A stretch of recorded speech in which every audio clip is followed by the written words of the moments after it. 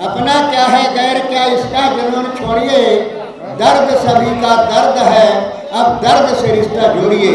हक दिया है संविधान के तहत अपनी आत्मरक्षा करने के लिए, अपनी बहन बेटियों की रक्षा करने के लिए, उसी प्रकार से हम और आपको अपने वोट की और अपने बूथ की रक्षा करना सीख जाना चाहिए।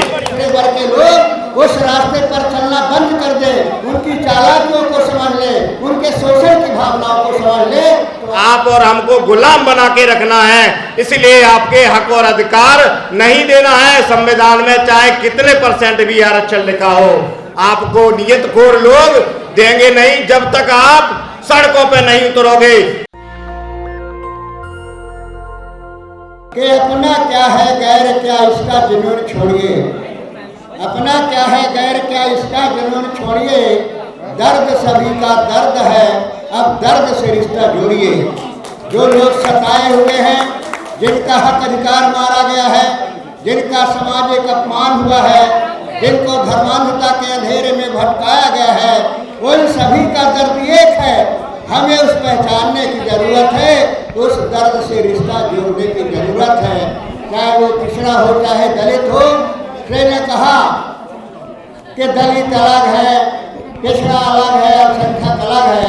हम कहते हैं कि अगर दर्द से रिश्ता जोड़ लेंगे, अगर हमारी भावना ये हो जाएगी कि हमारे बीच में जो मेहनत करने वाले लोग हैं वो वास्तव में कर्मवीर हैं, जो कर्म करते हैं इस देश को बनाने के लिए, इस देश को संभालने के लिए, उनके प्रति हमारी जवाबदारी है।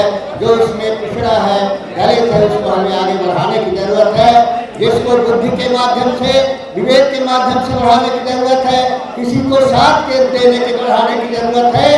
हम उस तरीके से अपना मार करके उसको बढ़ाने का प्रयास करें। और दूसरा जो सबसे बड़ा मूल मंत्र है कि धर्मांधता में भटकाने वाले लोग तो हैं।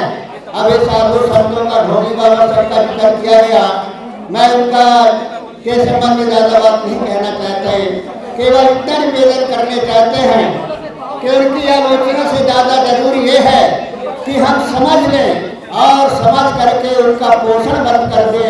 उनको बढ़ावा देने वाले हम ही हैं, उनको सुनने वाले हम ही हैं, उनके रास्ते पर चलने वाले हम ही हैं।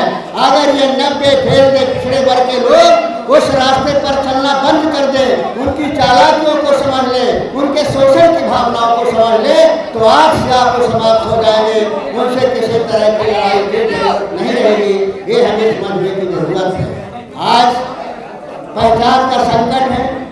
जहाँ कहते हैं कि पिछड़े वर्ग के तो नरेंद्र मोदी है, प्रधानमंत्री मिल गया, मुख्यमंत्री मिल गया, पिछड़े वर्ग को आप क्या चाहिए? निश्चित रूप से इसी तरह का भटकाव होता रहेगा। हमें पहचान का तरीका बदलना होगा। हमारा कौन है, पिछड़े वर्ग का कौन है, दलित हितैषी कौन है। अगर हम पैसे से पहचान करेंगे, उसके चेहरे से पहचान करेंगे, उसके पर से पहचान करेंगे, तो ये समाज भटकता रहेगा।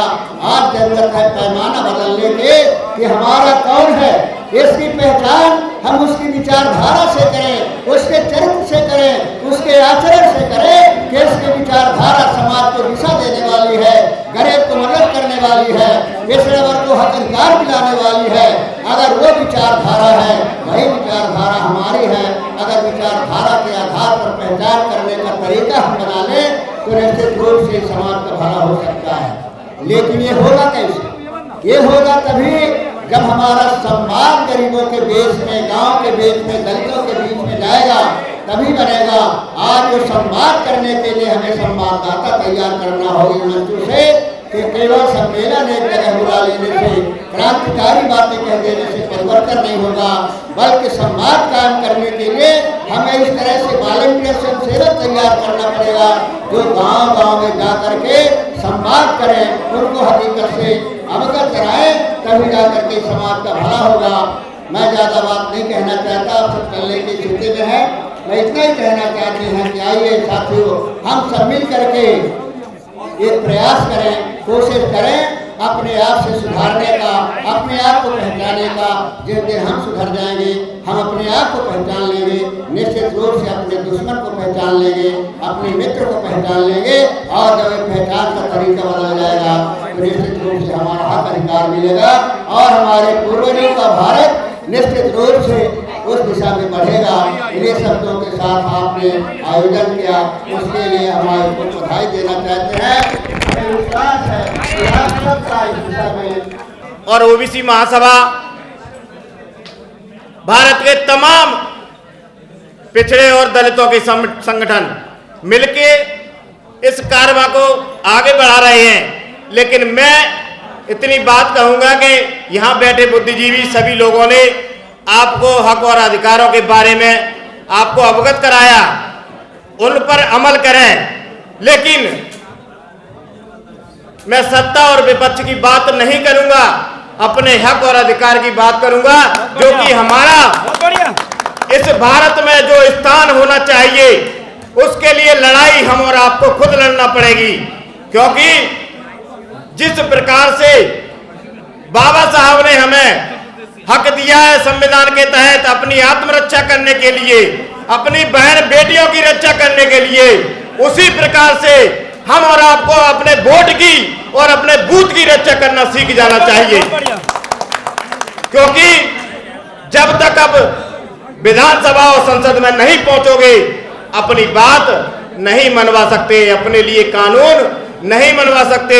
क्योंकि बाबा साहब ने कहा है और हमारे बुद्धिजीवियों ने कहा है, संविधान कितना भी अच्छा हो, संविधान को चलाने वाले अगर अच्छे नहीं होंगे, नियतखोर होंगे, तो वो आपको अपने तरीके से चलाएंगे। जब तक अपना परोसने वाला पैदा नहीं होगा, आपकी पथरी खाली पड़ी रहेगी। अपना परोसने वाला पैदा करो और अपने हक और अधिकार के लिए लड़ाई लड़ो।